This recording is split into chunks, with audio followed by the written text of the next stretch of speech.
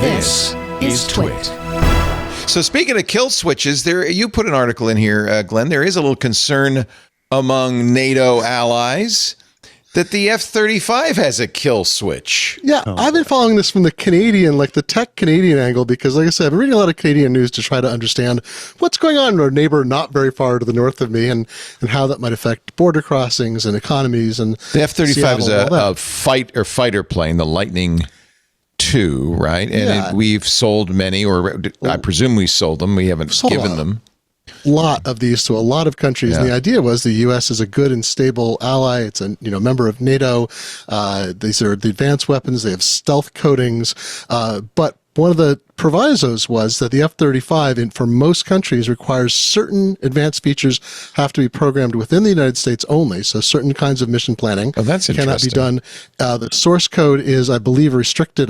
Canada doesn't have access to it. I think many countries do not have access to the source code. And I think the stealth coding can only be repaired, if I remember right, in the United States or Australia. So Canada is starting to think like, wait a minute, if they're going to do this, why are we... what happens if we actually hit a stalemate and we have missions to fly? Maybe not against the United States, one would hope, but in overseas theaters that they're involved in. Canada does a lot of peacekeeping. In other countries that could be actively involved in the theater of war, a potential future theater of war in Europe beyond Ukraine. And so there's been a lot of discussion about whether this will cause tens of billions, potentially hundreds of billions of dollars in canceled sales. Saab has a fighter jet that was like the number 2 pick for Canada. It wasn't picked, but Saab offered source code to build in Canada, access to everything, nothing outside of Canadian territory, and Canada ultimately picked the F-35 because America was a good partner. So as America's commitment to allies and threats to allies change that relationship, it could cost the American economy a very large amount of money because $14.5 billion F-35 order. Yeah, just John Deere method, essentially. It's like... Well, the question is there a kill switch? And, the analysis is there's nothing in hardware, but the software is 8 million lines of code.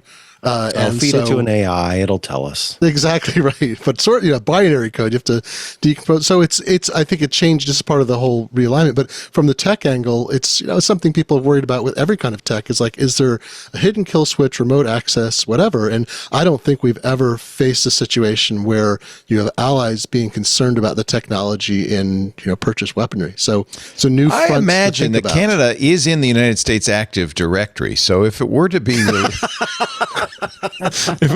removed, but everyone's looking for leverage. So that is wild. These are the things that this is basically a software-defined killing machine. It's all software. And some of the capabilities are available without additional programming. These are things you learn, right? When there's a trade war going on. Some of the features sure it flies without programming, but the weapons systems work. Advanced mission capabilities require use of Lockheed Martin servers that are located in the United States, and Canada cannot independently program its jets. I think Israel might be the only country that can. So this is like printer cartridges too. This is so weird that it's mirroring so heavily. That's what we say. John Deere, you can't force, and then McDonald's some McDonald's are no longer required to keep using the McDonald's owned repairs for the ice cream machine. They solved that, by the way. That's the good news. The McFlurries are now back online, baby. Well, and that's what I mean. We're telling all of these individuals that they can't do this, but yet we seem to have there's a part of it that makes sense, I guess, but a full-on kill switch, I guess, is a whole other ball game. The kill switch, is it like so they're grounded, or is it more like they're in air and then like they're not? If your weapons couldn't fire. Let's say a hot war broke out between the U.S. and Canada. Yeah, no, I was just if your weapon system stopped working, that's the question, right? Is that what is of course at Lockheed Martin, the United States says there's no such thing. That's terrifying, right? If somebody hits a remote and you've got just a fleet of F-35s falling from the sky. Yeah. Go ahead. Well, I think that more realistically, I think the most realistic scenario is the United States would say, we're no longer sharing these advanced capabilities, so you can't repair your stealth coding, you can't get access to advanced mission planning, which is necessary to unlock the full capabilities of the F-35. Sounds like a Tesla, right? We're no longer giving you access to these premium features because you're not a preferred partner.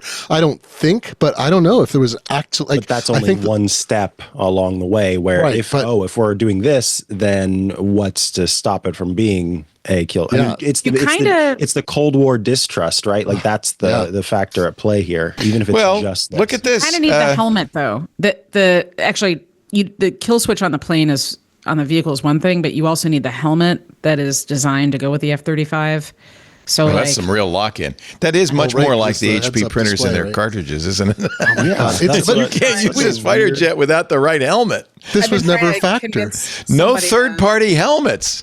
Oh my God. But so, this may be like Canada might say, like strategically, these are the things that you can't walk back from, right? This is the issue of like Canadians switching brand preferences. I'm reading amazing stories about how that's going on in the stores. People making apps, Maple First or whatever, all these different apps that let you find out if a product, you can scan its barcode, scan its name, find out if it was made in Canada or the United States.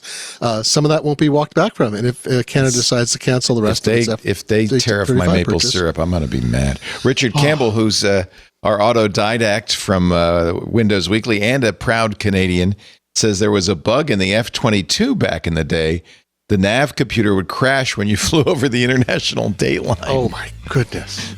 Hey, thank you for watching this little snippet from our big show, the News Roundtable, This Week in Tech. I'm Leo Laporte. Each week we cover the week's tech news, in-depth analysis, but it's also fun and engaging. You'll find it at TWiT.tv along with all of our shows.